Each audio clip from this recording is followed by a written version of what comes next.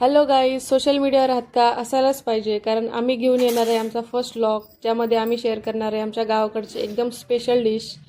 तर चला बघूया. माझं नाव आहे निशा आणि आता आपण चालू करणार आहेत आमचा फर्स्ट व्लॉग. तर बघूया, चला.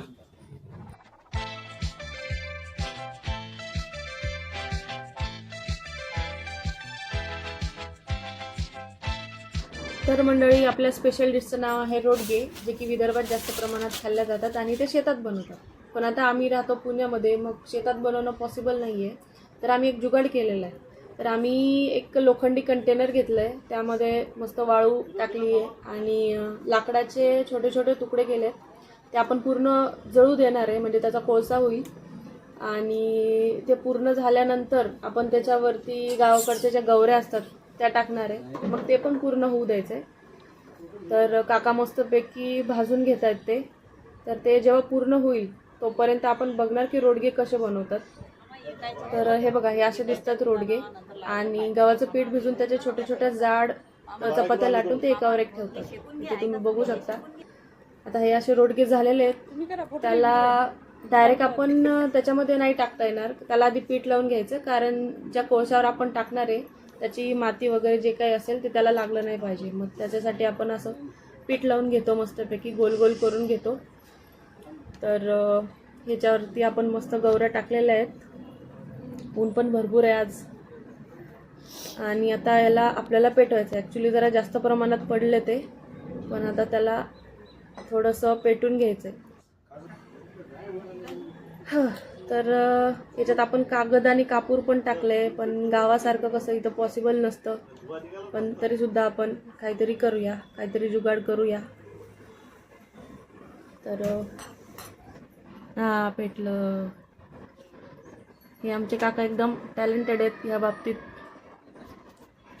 तर हे बघा, झाल्यानंतर पूर्ण हे झाल्यानंतर आता हे असं दिसणार आहे. याच्यावरती आपल्या आता जे काही रोडगे बनवलेत आपण ते ठेवायचे, पण हे त्याआधी पूर्णपणे पसरून घ्यावं लागतं. हे बघा, असे रोडगे झालेले आहेत आपले पूर्ण. आणि हे हळूहळू त्याच्यावरती ठेवायचे, पण ते जळू नाही द्यावं लागत आणि ते आपल्याला अर्धवट कच्चे ठेवायचे.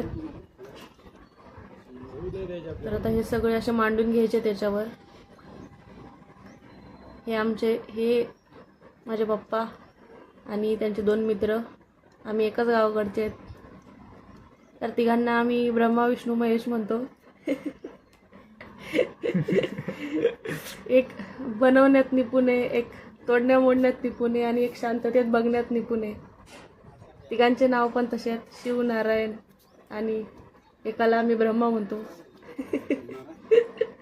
तर बघा, हे असं आपण ठेवून घ्यायचं मस्तपैकी. हे होऊ द्यायचं थोडंसं. सगळं झालं, अजून उरलेले आहेत बघा. हे झाल्यानंतर आपण त्या टोपल्यामधले पण याच्यावर टाकणार आहे. हे बघा, असे शेकून घ्यायचे सगळ्या साईडनी. असं आपण ठेवलं की सोडून नाही देता येत, त्याला कंटिन्युअसली असं पलटावं लागतं, चारी साईडनी होऊ द्यावं लागतं. तर थोडे थोडे हे होत आलेत, अजून झालेले नाही आहे, अर्धवट कच्चे होऊ द्यायचे. हे झाल्यानंतर आपण जे दुसरे हे टोपल्यातले आहेत हे टाकणार आहे. हे होतीलच आता. हे झाल्यानंतर हे आपण काढून घेणार आहे. सरकरे. खूप गरम असतं हे. चमचा किंवा उलातनं किंवा असं काहीतरी घेऊन आपल्याला ते काढायचं आहे.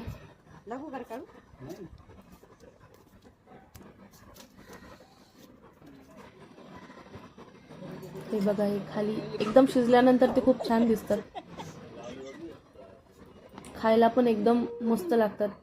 आता बघा, आपण हे जे उरलेले होते ते पण टाकलेले आहेत. हे बघा, तोपर्यंत आपण भाजी बघूया कुठपर्यंत आली.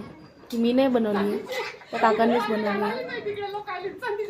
तर भाजी असं वाटते खूप मस्त झाली आहे, वास पण छान येतो.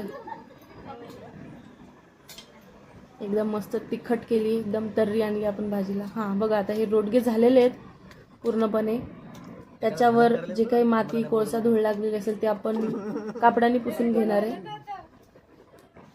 पण या रोडग्यांमध्ये ना जे आपण कोळशामध्ये शिजवतो त्याला जो मातीचा वास लागलेला असतो ना, तो एक नंबर, म्हणजे त्यानेच टेस्ट येते खरं तर. त्याच्यामुळे लोकांना शेतातले रोडगे खायला खूप आवडतात. हे बघा फायनली हे आता असं झालेलं आहे. तर चला आता आपण जेवणाचा आस्वाद घेऊया. सगळे गप्पा मारत बसलेले आहेत, सगळ्यांना वर घेऊन जायला लागेल.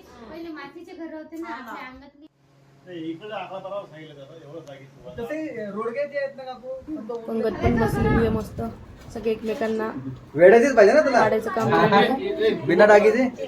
भाजी तर सगळ्यांनाच आवडली. So thank you so much. This is my first vlog. Like करा, शेअर करा, सबस्क्राईब करा आणि जमलं तर नक्की ही डिश घरी बनवायचं ट्राय करून बघा. Thank you so much.